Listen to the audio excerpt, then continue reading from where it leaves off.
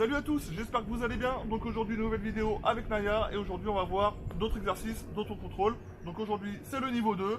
Ouais, vous avez un adepte de Fort Boyard devant vous.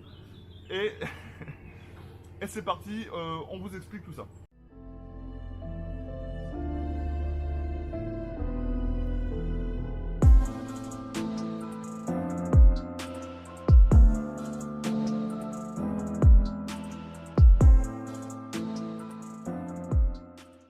Alors, avant de commencer, je refais un petit point sur l'autocontrôle. Qu'est-ce que l'autocontrôle? À quoi va vous servir l'autocontrôle? L'autocontrôle sert à... Attends, j'en ai dit 4. Hein. L'autocontrôle 5 sert en fait à ce que votre chien apprenne à gérer ses émotions, puisse gérer toute cette frustration, qu'il apprenne aussi à renoncer. Ça peut aussi vous servir, je fais une parenthèse là-dessus, sur tout ce qui va être la prédation. Donc la prédation, c'est quand même quelque chose au-dessus. Donc c'est aussi le contrôle que vous avez aussi en amont et le travail que vous avez fait avec votre chien pour éviter que votre chien gère un petit peu ça et qu'il n'aille pas en fait courir après des chevreuils ou des sangliers et que ça soit dangereux déjà pour votre chien et pour les animaux derrière. J'insiste là-dessus, hein, c'est vraiment... alors, ces exercices-là, en tout cas sur la prédation, on pourra revoir ça sur une prochaine vidéo un petit peu plus tard. C'est de se mettre bien sûr en situation. Donc bien sûr, vous n'allez pas croiser systématiquement des chevreuils ou des sangliers dès que vous allez en fait aller vous promener dans des champs ou en forêt. Après, votre chien, bien sûr, peut lui sentir une piste et bien sûr suivre la piste et partir parce qu'il a senti quelque chose. Donc là, c'est important aussi d'avoir son rappel. Et c'est pas parce que tu as senti quelque chose qu'il faut que tu te permettes d'y aller. Si en tout cas je te donne l'ordre de revenir. Donc on va commencer tout simplement sur le premier exercice. Donc je vais mettre mon chien assis. Oui, le assis ma pipi, excellent. Donc une fois que votre chien est assis ou couché, n'importe. En tout cas dans un premier temps, ne le faites pas debout parce que votre chien aura plus de facilité en fait à craquer. Donc une fois que les exercices seront mis en place et que bon, il n'y aura plus de soucis et que ça fonctionnera bien, on peut le travailler après en position debout.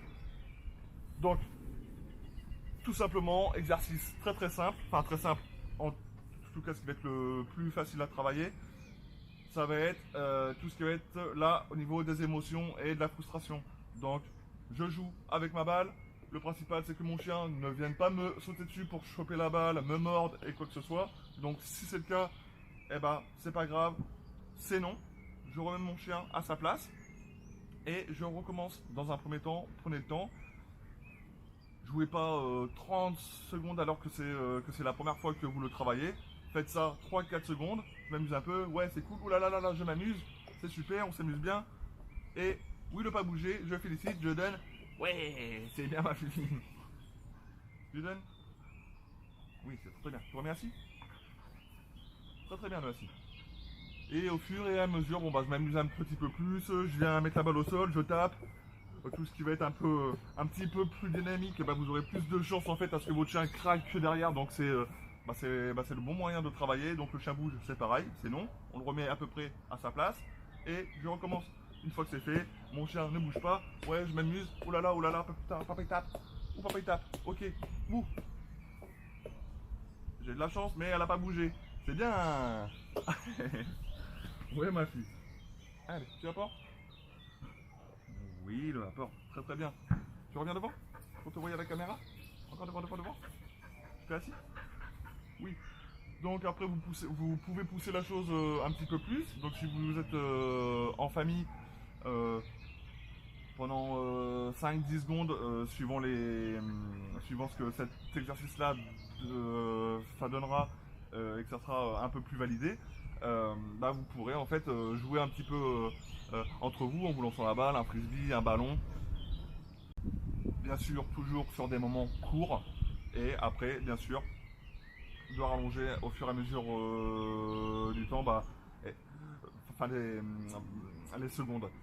Et pourquoi pas passer à 1 minute, 2 minutes, après ça commence à faire un petit peu long, faut pas en abuser non plus, il n'y a plus rien d'intéressant pour lui, donc On privilégie les moments courts, 1 minute c'est bien, 2 minutes c'est bien, mais on ne va pas aller plus loin, en tout cas dans un premier temps. Donc, deuxième exercice que vous allez pouvoir aussi mettre en place, ça va être sur le pas bouger et bien sûr le pas toucher. Donc, on marquera toujours le pas bouger et le pas toucher. Alors, le pas bouger pour verrouiller et le pas toucher pour que le chien ne touche pas à l'objet. En tout cas, là pour nous, ça sera la balle. Tiens, tu as ta place? Oui. Couché? Ok. Je mets mon chien couché, j'aurais pu le mettre assis ou debout. Hein. Et tout simplement, je m'amuse avec la balle. Pas touché. Je peux lui tirer dessus. Je peux passer à côté, je m'amuse avec la balle. Hop là.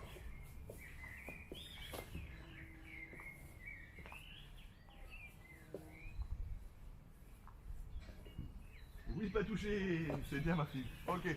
Toujours des moments assez courts. D'accord. Et mettez au fur et à mesure du temps un petit peu plus de temps là-dessus. Donc voilà sur cette vidéo, partie 2 d'autocontrôle. Donc j'espère que ça vous aura aidé et que ça va vous aider surtout avant tout. N'hésitez pas à laisser des petits commentaires s'il y a des choses ou peut-être des manques sur cette vidéo sur lesquels vous bloquez un petit peu. J'essaierai, en tout cas j'essaierai de vous y répondre. N'hésitez pas aussi à laisser un petit pouce bleu, ça coûte rien, ça m'aide aussi pour le référencement de la chaîne, à me donner un peu plus de visibilité et à ce que ça puisse aussi aider, pourquoi pas, peut-être d'autres personnes aussi. Et sur ce, nous on se retrouve sur une prochaine vidéo. La prochaine vidéo, ça sera une vidéo d'autocontrôle et ça sera cette fois-ci le niveau 3. On va la faire là, juste derrière. Et elle sortira d'ici une semaine ou deux. Et en attendant, moi je vous souhaite une bonne journée à tous. Merci à vous, on est de plus en plus nombreux sur la chaîne. Je vous remercie encore, je vous en remercie encore. N'hésitez pas à partager la chaîne, à en parler autour de vous. Et puis je vous dis en fait à plus tard. Et puis je vous souhaite une bonne journée. Salut à tous. Salut, salut.